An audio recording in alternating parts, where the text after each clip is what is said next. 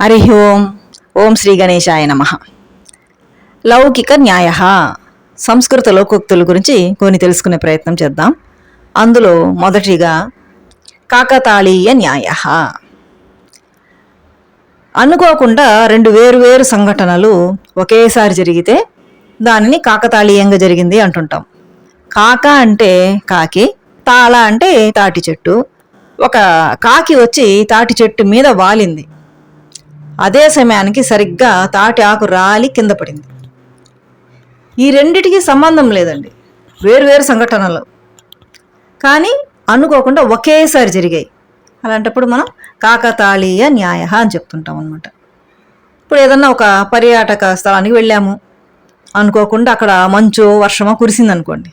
ఇది కాకతాళీయంగా జరిగింది, ఇంతకాలం ఎప్పుడూ లేదు, ఇదేనండి చాలా కాలం తర్వాత వర్షం కురిసింది లేదా మంచు కురిసింది అంటుంటారు.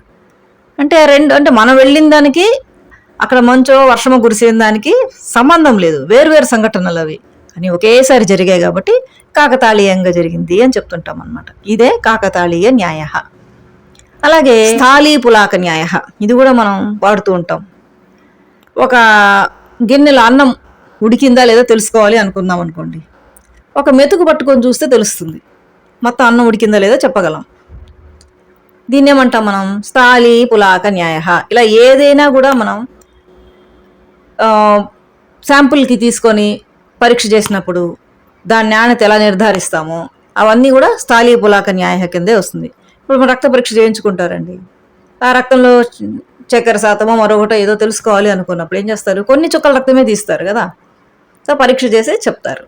సో అది కూడా స్థాళీ పులాక న్యాయ వంటిదే. కాబట్టి ఇటువంటి ఆసక్తికరమైనటువంటి మరెన్నో లౌకిక న్యాయాలు కొన్ని వరుసగా చెప్పుకునే ప్రయత్నం చేద్దాం.